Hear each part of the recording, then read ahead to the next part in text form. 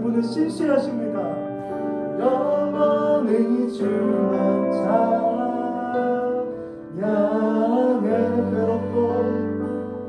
괴롭고 슬플 때 낙망하여 넘어져도 언제나 주만 찬양. 우리 한 번만 더 그 신실하심을 고백해봅시다. 밤이 다 낮이나 어제나 오늘도 어제나 그분은 늘 신실하셨습니다. 영원히 주만 찬양. 그렇기 때문에 우리 괴롭고 슬플 때도 찬양합니다. 괴롭고 슬플 때 낙망하여 넘어져도 언제나 주만 찬양하겠네.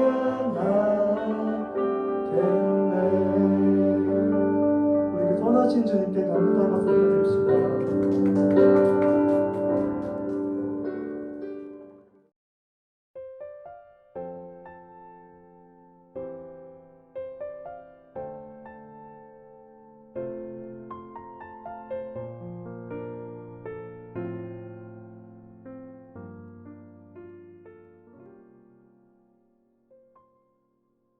사랑의 하나님, 오늘 이 시간 예배할 수 있도록 인도하여 주심에 참으로 감사드립니다. 우리가 살아가면서 세상의 손을 잡고 성령님의 음성을 저버리며 죄를 짓고 아버지의 마음을 아프게 한 것을 회개합니다. 예수님의 보혈로 깨끗함을 얻고 모든 정죄함을 떨쳐버리는 저희가 될 수 있기를 바랍니다. 말씀을 전하시는 목사님께 성령님의 감동을 더해주셔서 귀한 말씀을 듣는 모든 이가 새 사람이 될 수 있도록 도와주시옵소서. 마치는 시간까지 하나님 한 분만 영광 받으시기를 원하고 감사드리며 예수님의 이름으로 함께 기도드립니다. 아멘.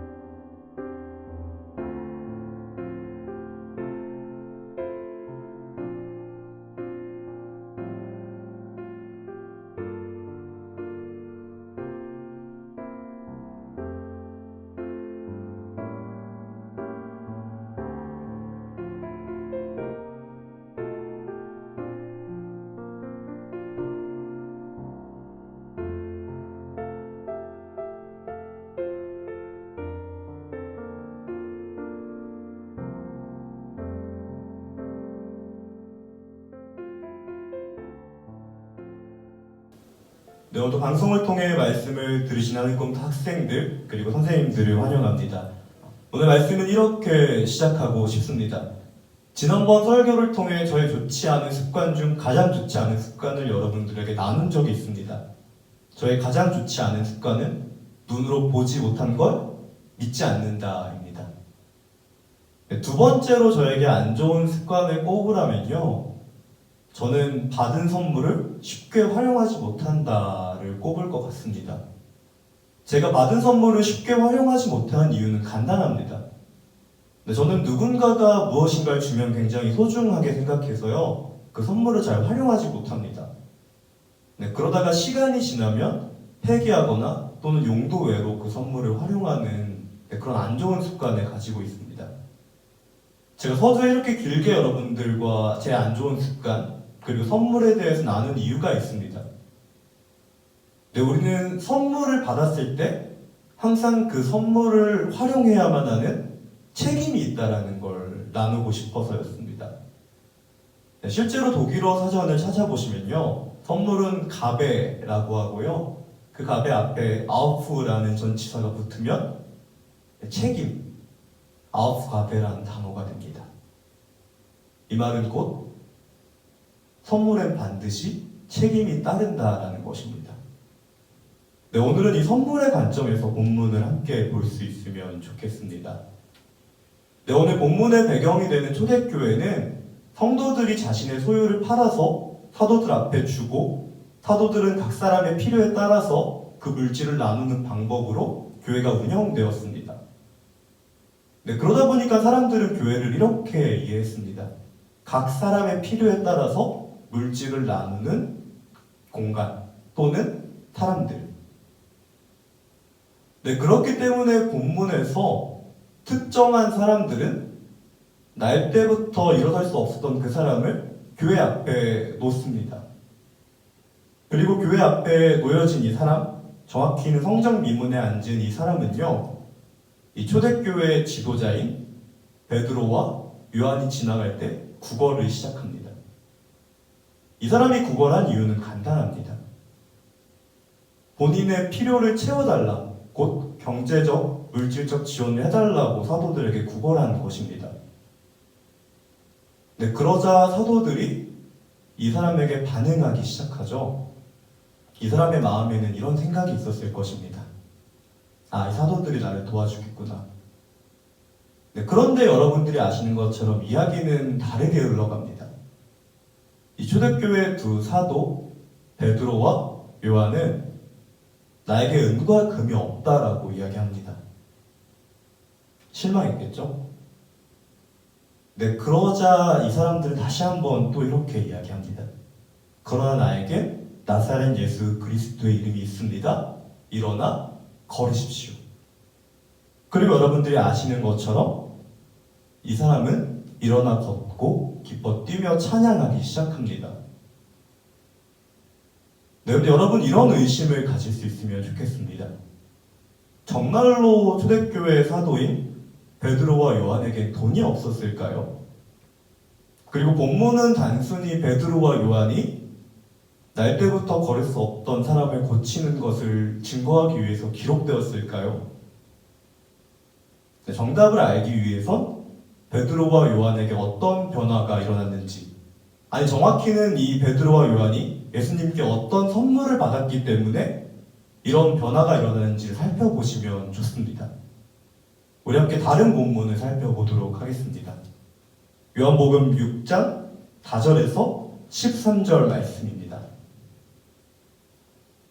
네, 이 말씀을 보시면 상황은 이렇게 정리됩니다. 예수님께서 늦은 밤까지 약 5천여 명의 사람들을 가르치십니다. 그리고 늦은 밤이 되어서 이 사람들을 돌려보내려고 하니 예수님께서는 그들이 불쌍해서 먹을 것을 주려고 하십니다. 그리고 이때 예수님께서는 제자들에게 너희들이 무엇을 가지고 있는지 물으시면서 어떻게 하면 이 사람들에게 음식을 제공할 수 있을지를 묻기 시작합니다. 네, 그리고 이때 여러분들이 아까 보셨던 그 사도들은요, 이렇게 대답합니다. 빌립이란 사도는 200데나리온이나 되는 돈이 있어야 이 사람들을 먹일 수 있고, 이 사람들을 먹일 떡을 사려면 우리가 도시로 돌아가야 된다. 현실적으로 불가능하다라고 계산합니다. 네, 그러면서 베드로의 형인 안드레는요, 우리에게는 보리떡 5개와 물고기 2마리밖에 없다라고 이야기합니다. 그러자 예수님께서는 이 보리떡 5개와 물고기 2마리를 가지고 기도하시면서 제자들에게 이렇게 명령하십니다. 너희가 가서 이 사람들을 먹여라. 자, 이제 이 사도들이 예전에 어떤 사람이었는지 짐작이 되시죠? 사도들에게 정말로 돈이 없었을까요? 있었습니다. 그 전을 봐도 그 후를 봐도 성도들이 자신의 소유를 팔아서 사도들의 앞에 놓았다라고 이야기합니다. 사도들은 그냥 단순히 이 일어나지 못하는 사람을 도와줄 수 있었습니다. 도와줄 능력도 있었고, 도와줄 의사도 있었고, 도와줄 만한 여건과 환경과 모든 것이 갖춰진 이때에 왜 사도들은 그들을 도와주지 않은 것일까요? 왜 정말로 그 사람들이 필요로 하는 것들을 주지 않았던 것일까요?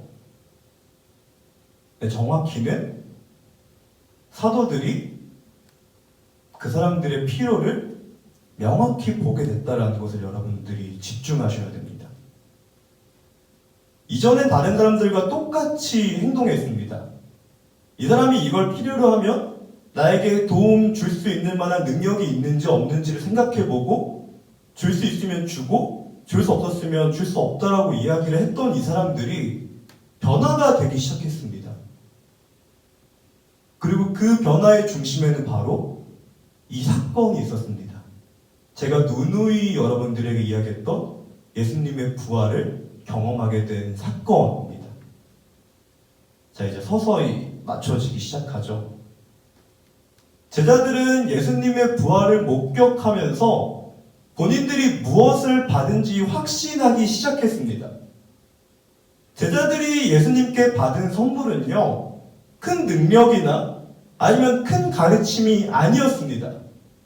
제자들이 예수님께 받은 선물은요, 바로 부활에 대한 확신이었습니다. 이 부활에 대한 확신을 가지고 제자들은 동일하게 다른 사람들에게 그 선물을 나눈 것입니다. 정말로 사람들이 필요로 하는 것을 준 것이 아니라요, 정말로 그 사람에게 필요한 것을 준 것, 그리고 그런 모습을 보여주는 것이 바로 본문의 사건입니다. 만약에 이 앉아있는 사람의 필요를 원했다면요, 그 필요를 채워주기 원했다면 제자들은 물질을 줬을 것입니다. 그러나 제자들은 알고 있었습니다. 정말로 그 사람에게 필요한 것은요, 정말로 그 사람에게 주어야 될 선물은요, 물질적인 지원이 아니라 이 사람 안에 부활, 이 사람 안에 예수 그리스도에 대한 믿음을 줘야 된다는 것을 알게 되었기 때문입니다. 그 시선을 가지고 사역을 했기 때문입니다. 사람들은 이렇게 생각했을지도 모르겠습니다. 교회는 그 사람의 필요를 채워주는 곳이야. 하지만 적어도 교회, 그리고 베드로와 요한은 이렇게 생각했습니다. 교회는 그 사람의 필요를 채워주는 곳이기도 하지만 정말로 그 사람에게 필요한 것을 주는 곳이야. 정말로 세상 사람들에게 필요한 것을 주는 곳이야. 정말로 세상 사람들에게 필요한 것은 바로 이 부활, 그리고 예수 그리스도에 대한 믿음이야. 그래서 오늘 본문은 이렇게 기록하고 있는 것입니다. 금과 은은 내게 없지만 다만 나사렛 예수 그리스도의 이름으로 일어나 걸으십시오. 첫 번째 결론입니다. 교회는 세상에 선물을 주는 곳입니다. 그 선물은 바로 예수 그리스도라고 하는 부활에 대한 확신과 믿음입니다. 자, 그렇다면 제가 처음에 선물 얘기했으면 그 선물에 상응하는 책임에 대해서도 이야기해봐야 되겠죠. 근데 이제 사도 말고 이 성전에 앉아있던 사람을 생각해 봅시다. 이 성전에 앉아있던 사람의 직업은 거리인입니다. 구걸하는 게 이 사람의 직업이었습니다. 그리고 이 사람은 자신이 구걸할 수 있도록 도와주는 사람들 또한 있었습니다. 그 사람들이 특정한 사람들이었겠죠. 그리고 이런 일련의 과정은요, 이 사람의 라이프 스타일 또는 루틴이 되었습니다. 그런데 어느 날 베드로라는 사람이 와서 이 사람에게 요청합니다. 나사렛 예수 그리스도의 이름으로 일어나 걸으십시오. 이 말이 어떤 말씀인지 이제 들리시죠? 당신 예전에 구걸하던 그 삶을, 또한 그 삶의 자리를 떠나서 또한 그 루틴을 깨고 이제 새로운 삶을 살아가십시오. 어쩌면 이 사람에게 있어서 새로운 삶보다요, 이전의 삶이 더 편했을 수 있습니다. 그동안 배운 게 없기 때문에 앞으로 어떻게 먹고 살아야 될지 고민하는 새로운 삶보다요, 어떻게 먹고 살아가야 되는지 알고 있고 또한 도움을 주는 그 이전의 삶이 더 편할 수 있습니다. 그러나 이 사람은 이전의 삶이 아니라 새로운 삶을 선택합니다. 정확히는 베드로와 요한이 주는 그 선물을 명확히 잡은 것입니다. 그 선물에 합당한 책임을 이 사람은 인지하고 일어나 걸은 것이죠. 그 생활을 정리하고 새로운 삶을 시작하는 것입니다. 선물을 받았기 때문에요. 자신이 원했던 경제적 원조를 포기하고 베드로와 요한이 이야기하는 일어나 걸으라, 새로운 삶을 선택한 것입니다. 그리고 일어나 걸어 기뻐 뛰며 하나님을 찬양했다라고 기록되어 있습니다. 세상이 가져야 될 자세는 바로 이것입니다. 그리고 우리가 가져야 될 자세는 바로 이것입니다. 예수 그리스도와 부활에 대한 믿음을 선물 받은 우리는요, 새로운 삶을 살아가야 됩니다. 이전에 익숙한 삶을 버리고, 이전에 편안한 삶을 버리고 새로운 삶을 살아가야 되는 것. 이 선물을 주는 곳이 교회라고 한다면요, 이 선물을 받은 그리스도인들은요, 새로운 삶을 살아가셔야만 합니다. 말씀을 이렇게 마치고 싶습니다. 오늘 설교의 제목은 Brand New Day입니다. 정확히 부제로는 이런 부제를 달고 싶었습니다. 부활 그 다음날. 네, 우리 모두는 예수님께 부활을 선물로 받았습니다. 네, 여러분 정말로 내가 받은 선물이 무엇인지 알고 계시나요? 그리고 내가 정말로 받은 그 선물을 잘 활용하고 계시나요? 책임을 가지고? 네, 저는 서두에 이런 이야기를 했습니다. 선물을 받고 그 선물이 너무 귀해서 쓰지 않다가 회개하는 제 모습이 미련하다고요. 근데 이 이야기를 듣고 왜 그거 못 써? 하시는 분이 계신 줄로 압니다. 하지만 그런 분께 묻고 싶습니다. 여러분들은 진짜 귀한 이 선물을 받고 활용하고 계시나요? 여러분들은 진짜 이 귀한 선물을 받고 그 선물에 합당한 책임을 지고 계시나요? 책임을 지고 계신다라고 한다면 감사하고 또 축복합니다. 하지만 아직 내가 받은 선물이 무엇인지 잘 모르고 책임을 지고 있지 않다라고 하시는 분이 계신다면요, 네, 이제 저와 같이 함께 그 습관을 고쳐나갈 수 있으면 좋겠습니다.